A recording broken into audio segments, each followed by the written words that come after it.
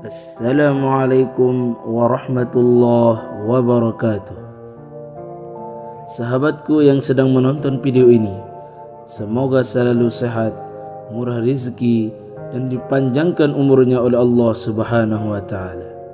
Sahabatku, jangan lupa tekan tombol subscribe agar tidak ketinggalan video-video selanjutnya. 9 manfaat salat duha. Berikut manfaat dan keistimewaan salat duha yang bisa diperoleh apabila mengamalkannya. Yang pertama, membuka pintu rezeki. Seorang muslim yang rajin mengamalkan salat duha akan dilimpahkan oleh Allah Subhanahu wa Ta'ala rezeki serta keberkahannya. Dan yang kedua, mendapat ganjaran di sore hari. Dari Abu Darda radhiyallahu anhu, ia berkata bahwa Rasulullah sallallahu alaihi wasallam berkata seperti dalam bunyi hadis berikut. Allah Ta'ala berkata, "Wahai anak Adam, salatlah untukku 4 rakaat dari awal hari, maka akan mencukupi kebutuhanmu, yaitu ganjaran pada sore harinya." Sahih Al-Jami' 4339. Rasulullah sallallahu alaihi wasallam bahkan menganjurkan pengikutnya untuk salat duha sebelum melakukan aktivitas, sebab salat duha layaknya pintu awal kesuksesan seorang dalam memulai aktivitasnya. Selain rezeki dalam bentuk materi, manfaat lain yang didapat yakni hati yang tenang, jauh dari ketamakan, serta menjadi pribadi selalu bersyukur. Dan yang ketiga, dijauhkan dari bisikan setan untuk berbuat dosa.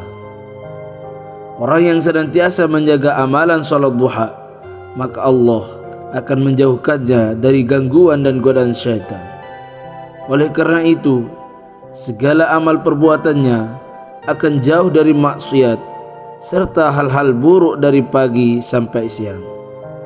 Dan yang keempat, salat duha menggantikan sedekah 360 persendian.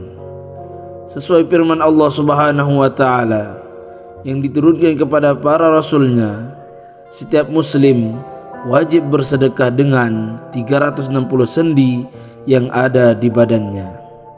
Setiap persendian manusia diwajibkan untuk menunaikan solat dan sedekah.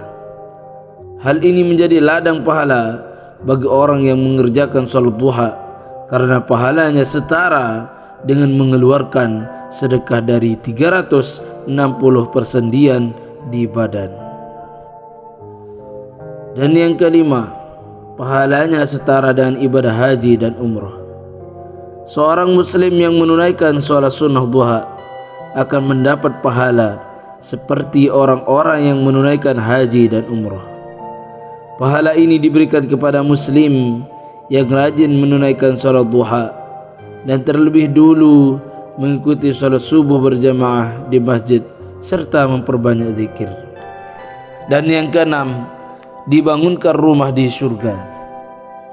Manfaat salat duha selanjutnya yaitu dibangunkan rumah di surga, sebagaimana bunyi hadis, barang siapa yang salat duha sebanyak 4 rakaat dan 4 rakaat sebelumnya, maka ia akan dibangunkan sebuah rumah di surga. Sahih Al-Jami' 634. Dan yang ketujuh, mendapat ampunan dosa. Salat duha adalah ibadah yang ditunaikan oleh orang-orang yang ingin bertobat dan kembali taat kepada Allah Subhanahu wa Ta'ala untuk mendapat ampunan dosa.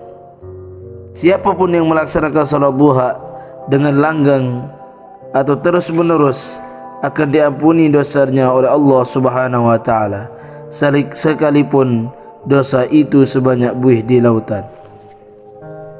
Yang kedelapan, menyembuhkan penyakit. Salat duha yang dilaksanakan ketika matahari mulai beranjak naik merupakan waktu yang baik untuk memanaskan tubuh sebelum beraktivitas. Hal ini membuat salat duha dapat mendatangkan beragam manfaat bagi kesehatan termasuk menyembuhkan segala macam penyakit, mulai dari stres, stroke, asam urat hingga sakit asam lambung. Dan yang kesembilan, memperoleh ghanimah atau keuntungan besar dari Allah Subhanahu wa taala. Ghanimah adalah bentuk keuntungan yang besar dari Allah Subhanahu wa taala bagi siapa saja yang mengerjakan salat duha.